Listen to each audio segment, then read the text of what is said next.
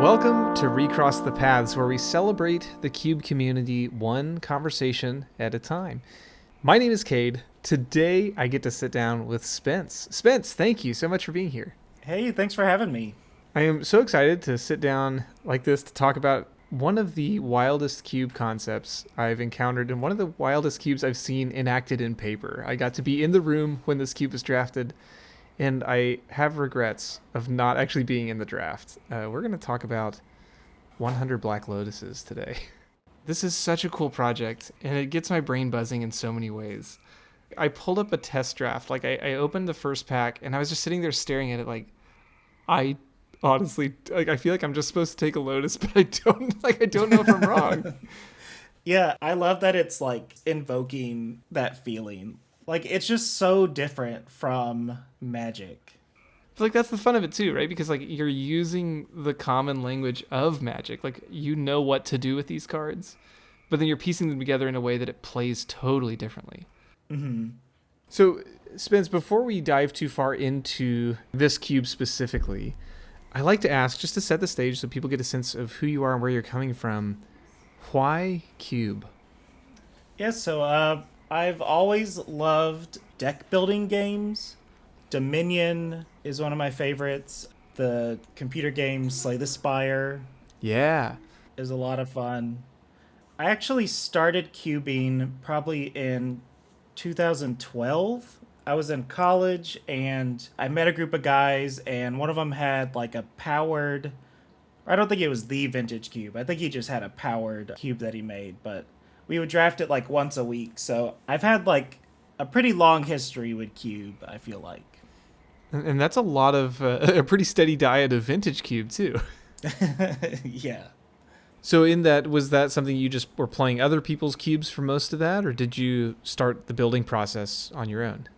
Yeah, so it was mostly just playing that cube. I did a lot of retail limited drafting throughout the years, but I didn't really start making a cube until a few years ago, I would say. Do you have any standout retail limited sets that kind of inspired how you think about cube? I really liked Innistrad, like the original Innistrad set. I love the vibe, I love the themes. And so my first cube I ever made was like an Innistrad kind of expanded cube. Like it had all the cards from all the Innistrad sets, the commander decks, things like that. It was just kind of a good blueprint. I feel like the cube kind of came together pretty easily. Was this the Hunt Your Nightmares? Yeah, it's had a couple of different name changes over the years. But yeah, that's my, it's kind of become like if Bloodborne was a cube or was a Magic set. At least that's the idea.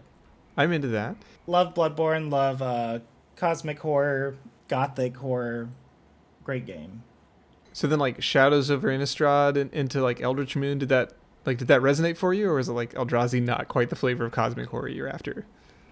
Oh no, I loved it. I'm a big Emrakul fan. I've always thought the design is really cool. So when I found out that like Emrakul was coming back after, I don't know, however many years, I was very excited.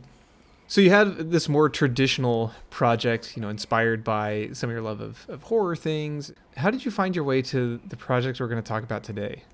So the 100 Black Lotus Cube kind of just started as a joke. I was talking with some friends, and I feel like a lot of people know about the 100 Ornithopter Cube, and I was just thinking, like, what if it was 100 Black Lotuses instead of Ornithopters? So that was like the initial thought. It was just like, well, what if we just jump right to the top? Yeah, it was totally just a joke. Like, what if it was like this? So I guess, really, it's right there on the tin. But Spence, would you give us the elevator pitch for 100 Black Lotuses? What should people expect? Yeah, so in the 100 Black Lotus Cube, it is a fast-paced and very splashy environment. Like, there's big plays. It's similar to Vintage Cube, I would say. There's a lot of the same play patterns, like wheels and combos.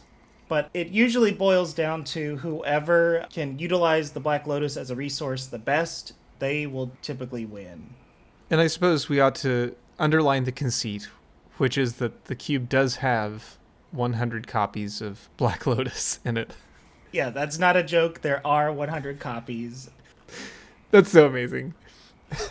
And it's not something you get for free. You do have to draft them, right? Like, this is part of the pack, and these are some of the most brain-bending packs to open, right? Because you have multiple copies of arguably one of the most powerful cards ever printed. Yes, it puts Magic players in positions where they've never had to make these choices before. Where you actually have to pick things over Black Lotus realistically. Yeah, like, I don't think many people have passed a Black Lotus in their life before. In that spirit, have you have you ever had somebody go last pick Black Lotus? I'm not sure if that has happened yet, or if it has, like, maybe a pack just had a bunch of them in it, but Black Lotuses have definitely wheeled. That's so wild to think about.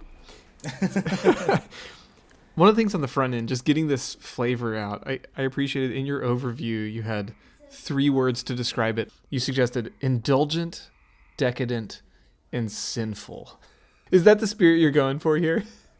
Yeah, that was kind of part of the joke of, like, you have just a surplus of the best card in Magic, and it just feels a little wrong. Do you think this cube has more power than any other extant? I did see on Cube Cobra, there's one other 100 Black Lotus cube, but I think it's a desert cube. Whoa, okay. But my cube is probably the most powered cube that's ever been put in paper. Amazing. The desert element it would change how you have to evaluate this so much too. Because you can add basics afterwards, and it sounds like you reasonably should be playing lands here as well. Yes, so this is not a desert cube. There is a basic land box. How many of each land? It kind of just depends on, like, how many lotuses you end up with. Okay, so, I'm not a mathematician, but I think it's worth thinking about numbers just a little bit. There are 100 Black Lotuses in the cube. It's a 360 card cube, so there's a lot to go around. But it's not, like, so plentiful that you can just wait and pick them up. You have to be pretty aggressive on it. How many Black Lotuses do players generally want in a deck, do you think? I've seen kind of a spectrum. Like, some people, when they approach the cube, they think, oh, I can't pass a Black Lotus. Like, you just don't do that. And so because of course you don't, right? Yeah, it's wrong. You can't do that. So they end the draft with like 20 plus Lotuses. And then I've seen it on the other side where people think, oh, I'm going to get a Lotus at some point. I'm going to pick these other cards. And then they end up with less than 10. And those two decks are very different. This is such a wild thought that you want. It sounds like somewhere between 10 and 20 Lotuses in your deck. Yeah, that's probably the ideal number. That's so wild. And you suggested, like, the question of how many lands is up for contention. What have you seen players do with that? So we've kind of found the rule of thumb of, like, however many Black Lotuses, add until you have 20 total mana sources. Okay, interesting. So it's not like in most limited decks you're running 17 mana sources, because those are generally permanent in some way. But these go away almost immediately. Yeah, it's a very different play style. Like, your resources are limited. So it's like, are the games just that much faster because of how the mana works, or is it a lot slower? Where do games play out? Typically, games end very quickly, sometimes on the first turn, but I've tried to bring the power down a little or try to prevent those, like, turn 1 wins, but generally they're fast.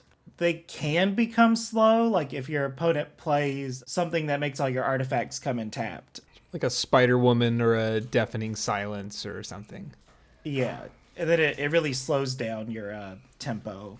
How frequently do people, like, empty their hand on turn 1? It's like you play 2 or 3 Black Lotuses on turn 1 and you drop out something that's like a 10 drop. That's a pretty typical play pattern, at least from my experience. It's like, okay, play Lotuses, drop Inferno Titan, your go. On turn 1, yeah. Yeah, and it's like, if you can't answer the Inferno Titan, it's gonna kill you pretty quick. Is the tendency for people to gravitate to larger threats, or is it like multiple smaller threats? Or is that another one of those like not exactly solved things? Yeah, I think it still hasn't quite been solved. I think people do like the bigger, splashier cards. Like, they want to take the Titans, or they want to try to play the ultimatums. Yeah, how doable are the ultimatums? Because that usually would look like 3 Lotuses to cast them. Yes. So, as I've been working on this cube, when you evaluate a card, you have to think of, like, okay, how many Lotuses is this card? And so, yeah, the ultimatums are typically it takes 3 Lotuses to cast one. That's so amazing. I mean, like they have powerful effects. They're good to do, but yeah, it costs you basically 4 cards in hand to execute the effect. Yeah, I think originally I had all of the ultimatums, and then I kind of got rid of the ones that really weren't worth it. But yeah, like Inspired Ultimatum draws you into more Lotuses, does a bunch of damage. I've definitely played a game where my opponent went Inspired Ultimatum into Cruel Ultimatum. Oh, brutal. I have to imagine you didn't win that game. I don't think I did. It's hard to come back from that. So with the costs like that, are multicolored spells with less pips, like those have to be particularly hard to cast, right? Yeah, so especially the 3 mana cards that are more than one color, those tend to be pretty difficult. You can't just play a Lotus and cast it like the rest of the cards. Yeah, I was looking at something like Corvald, or even something simpler like Oko. You know, just anything that costs 2 or more mana types. You just have to devote either, I guess, lands. You have lands too, so sometimes I forget that. But like even then, if you're trying to keep pace, you have to devote some flowers to it. Yeah, it's definitely you're down on Lotus efficiency for sure. Is card draw particularly important here? Like to try to keep up with resources that vanish? I would say so. Yeah, like all the card draw spells I value highly because that lets you see more Lotuses and lets you keep playing things. So you've chosen to break singleton for a couple cards too. So obviously 100 of the Black Lotus in this cube, but you've also doubled up on, or sorry, quadrupled up on solitude, subtlety, force of will. Why those? So, after playing the cube a couple times and just getting feedback from people, it seemed like if you were on the draw, there wasn't a whole lot you can do to stop your opponent or interact meaningfully. Like there was like a one copy of Force of Will, one copy of Solitude, but if you didn't draft that one card, then you kind of just were at a disadvantage on the draw. And so it felt like an easy kind of solution just to run a playset of those 3 cards. Because all of them, if you're on the draw, you can play them turn 1. You don't need any Lotuses or lands out on the field. So, thinking of breaking singleton, certainly, like Spence, how do you even begin picking cards for a cube like this? I definitely started with cards that have multiple pips in their casting cost, like Ball Lightning, Necropotence, like anything that's like very easy to cast with a Black Lotus. Easy to cast with Lotus, very hard to cast without. Yeah. It was like triple pip cards, and then I kind of looked at the Adamant. Is that the ability? Oh yeah, where if you spent 3 or more of the same color, this is like a Throne of Eldraine mechanic. Yeah, I added a couple of those, and then from playing a lot of Vintage Cube, I was like, okay, what are cards from that I can just easily put in this cube? Because I imagine with Lotus as the benchmark, this is almost necessarily going to be like the peaks of power in many ways. Just not in the same way that you would expect it to look in a regular cube. Yeah, it's like if you always have Black Lotus, what are some of the best play patterns you can have? So I wanted to add like a lot of the powerful cards, and then I also wanted to add cards that would punish the Lotus, or like cards that would prevent your opponent from playing Lotus or punish them for abusing it. Yeah. Talk some about that, because that's like, you kind of get to do your thing, and then you get to stomp out what your opponent's trying to do next.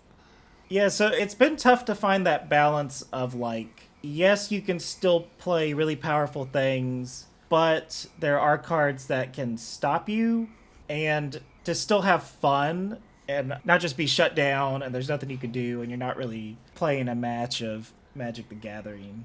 I can imagine in a draft that can lead to some feelings, maybe. Yeah, that would happen pretty often in kind of the earlier iterations of the cube. It would be like, okay, play a threat, play something that turns off Black Lotus, and it's like, okay, there's nothing I could do about that. I seem to recall in the version that I got to witness that Trinisphere was still in the cube at that time. Yeah. I had just put it in to test it and then immediately took it out after that draft. Turns out Trinisphere costing 3 means you can just play it off a Lotus. And then no one else can cast anything for the rest of the game. But yeah, that does seem like an interesting axis, and it looks like in the current iteration, as we're talking about it, that you've found some ways to, as you suggested, to penalize or kind of slow that down without just locking people out of the game. Things like My Scornful Striker, or, some things that punish artifacts going to the graveyard under your opponent's control. Yeah, cards like that kind of just like slowly burn the opponent, or like Manglehorn, where your opponent has to play their Black Lotuses tapped. Just things that like slow you down, not necessarily put you out of the game. Have players like responded well to that over time? Is that like, hey, this is a strategy we're into? I think they've had more fun with those cards, and it hasn't felt as bad as like a Trinisphere or Lavinia. Is it possible to play regular Magic, or should you really be looking to do the broken thing here? Yeah, I think you should be trying to do as broken a thing as you can. Like, I think that should be the game plan from the start. Like, I don't think normal Magic exists in this format. Does it still like feel like Magic, or are you playing like? I think you may have suggested that earlier. Does it feel like it's just something totally different? It's just hard to say. Like, it's probably been drafted maybe less than 10 times since I built it. So I feel like it's just this, like, unexplored space. And, like, I don't think I can put it in a box. Has it felt better to aim for the big splashy things to do, or has it felt better to go for like more efficient or smaller things or answers? I've seen kind of both sides of that, and it usually depends on like how many Lotuses you have. Like the decks that have 20 plus Lotuses, like they're not playing any lands. They're just trying to either Charbelcher you, or they're just doing a bunch of wheels. Charbelcher seems amazing here. That's very funny. It's one of those cards that I really want to open it and like try to build around it. Because that's like 3 Lotuses you could do this on turn 1. Yeah, exactly. But then you just have to have a deck that has no lands. Which does seem like a high risk. Yeah. Did you explore having more lands, or is it like, this is kind of the bare minimum, we just need to have a couple options? Yeah, like I wanted the mana base to be pretty solid, but the colors don't really matter as much in this cube, because like you can kind of just play anything whenever you want. Yeah, I'm so glad you mentioned that. Like, is it like, hey, I'm playing a blue-green deck, or is it really just like I've grabbed the cards that play toward this particular strategy? Yeah, it's kind of more of a strategy than like your typical color pairing and like gold card signposts. That has to be so weird too, of like the draft heuristic of just take the best card out of the first couple packs and see where it goes. And it's like, you can kind of just do that for so much of this draft. Yeah, like if you just only take a Lotus when you see it, I feel like eventually you'll get a card that can win you the game. So then it's like, as you suggested, the lands can be functional and necessary in some cases. But it's like, otherwise you kind of just need to make sure that you don't fizzle out after just the first turn of dumping your hand. Yeah, like you really need to find a way to utilize your Lotuses as best you can. And like the lands specifically help you cast these kind of awkward 3 mana cards like Vivi or Mayhem Devil. Or like you can play a land and Lotus into Minskimbu or any other 4-drop. So it sounds like the advice is basically just don't forget about lands. Like, don't just pick Lotuses unless you're trying to do something unique. Yeah, like the lands are there. They do have a purpose. For you, and I know this is subjective, are there things that you would take over Black Lotus basically every time. I'm the kind of person who likes to goldfish draft my own cubes. So I'm constantly just like doing fake drafts on Cube Cobra. You are in good company here, Spence. And I would say Yasharn, I would never pass. The big pig. Oh, nasty. Yeah. So it is a card that is still in the cube and does stop your opponent from playing Lotuses, but it also stops you, so it's symmetrical. Yeah, that line of text, because I know it's not a particularly familiar card for most folks. Players can't pay life or sacrifice non-land permanents to cast spells or activate abilities. Turns out, Black Lotus requires you to sacrifice non-land permanent. Yep, that is a cost. So it sounds like something like that is either an incredible lock piece or like is you mentioned Charbelcher. Is that one that you would consider going in on first pick? Yeah. Yeah, there's definitely cards that can just win you the game on their own. Charbelcher, Leyline of Anticipation, I think is maybe one of the best cards in the cube. Sure. Lotus at instant speed seems pretty good. Yeah, like being able to win on your opponent's turn is pretty cool. I think you mentioned in your overview that you expect, or that I don't know if it's something you do every time, but you said you occasionally will look toward having matches be best of 5 just to account for some of the pacing of games. Is that something you still do? I think I've gotten the cube to a point where you don't need to do best of 5. Like the pacing of the games has been slowed down enough. Yeah, so the best of 5 was to mitigate whoever was on the draw typically would lose. Like if people were just winning on turn 1, it was like, okay, I won the die roll, so I win. And now you win, I win. The best of 5 kind of just helps not make that so important. But turn 1 wins have become pretty rare. Like you gotta really have an awesome deck or get lucky. Well, I imagine like breaking singleton on the cards you talked about earlier really helps with that too, because then you're not just guaranteed to have a free and open path to victory on turn 1. Yeah, exactly. It's not like Yu-Gi-Oh or Hearthstone where you do your things and your opponent does their things. Right. You can actually interact with your opponent's turn 1 plays now. And I think it's helped the format a lot. Well, I appreciate that you've done so much to iterate on this too, kind of learning what works and try different things. Do you have a path forward on this? Are you trying new things with this one, or is it still kind of massaging just where you want it to be? So I feel like the list is in a really good spot. My dream is to get it at some of these big cube events, like to have it in the main event and just like I just want to spread the word and like get as many people playing this cube as possible. So it sounds like you just got to start acquiring some Black Lotuses, right? If they don't allow proxies, I do need to start acquiring Lotuses. Best of luck to you on that, Spence. When you kind of answered it with this sensibility too, this by its title kind of implies that it's a bit of a gimmick cube. Do you want people to think of it that way, or is your hope that they will take it maybe more seriously in a way? So it's definitely a gimmick. Like, it's a joke, but I think of it as a good joke. Like, yes, it is 100 Lotuses and it's silly, but I would also like people to look at it and go, oh, this card. I never would have thought of this interaction or how it would play out in this environment. So it's not like a little more cerebral, maybe a little more highbrow than just, oh, haha, here are Lotuses and here are big spells to cast with them. Yeah. That is kind of like the gut reaction when someone's told, like, look at this cube, it has 100 Black Lotuses. To be clear, you've really put in the work on this too, and it comes through in the design. Thank you. Spence, are there lessons or sensibilities from this project that you've carried over into other design projects of yours? The biggest takeaway from this cube that I had was just if you have an idea, no matter how silly it is, just go for it. And maybe it'll come together. Like maybe it will have legs and become something bigger.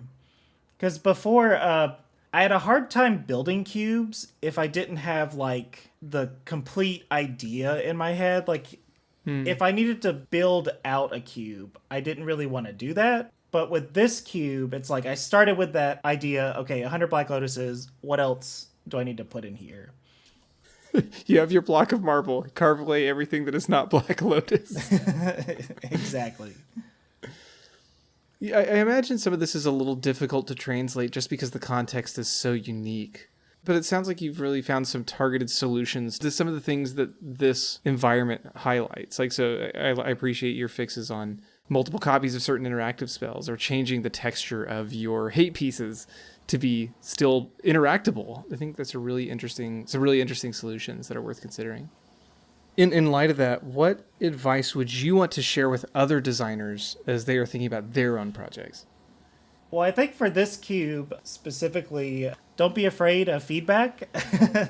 uh, don't be afraid if people don't have fun in the first draft of your cube. Because, like, I want people to have fun, but I'm definitely to blame for some bad feels. You don't have to take everything that people say. Like, at the end of the day, you still make all the decisions. I don't do pack one, pick ones anymore. I did for a very brief time at the beginning of the podcast, but I keep thinking about how funny that process would be here if we just generated a pack of 15 Black Lotuses. Oh, you've maybe seen, for a while, I was just like throwing them up on the internet. Yeah. And like no context, I'm like, okay, what's the pick? And it would be like a pack with 6 Black Lotuses and then some other just random cards. Like maybe there's a vintage cube card in there, but it definitely raised some eyebrows. And people trying so helpfully on the internet to be like, do you realize that there are multiple Black Lotuses in this pack? Yeah, usually everyone picked Lotus for the pack one, pick one. I mean, seems correct. Seems justifiable at the least. It can't be bad. Until, as you suggested, until you have over 20, and then... Yeah, I don't know if we've ever had a draft where someone cut Lotuses from their final deck. I feel like if that happens, something went terribly wrong in the draft. Right. Well, this is so cool. What a fun project. Well, Spence, before we wrap things up here, I do want to ask you one of my favorite questions, which is, if you could have any card printed as a promo, what card would you pick and who would you have do the illustration? I'm kind of a weirdo. One of my favorite cards is the textless cryptic command. Yes. And I think we're getting like a Kozilek command. That is also true. Another borderless card. So I would love a full art card, no text, of Psychic Frog.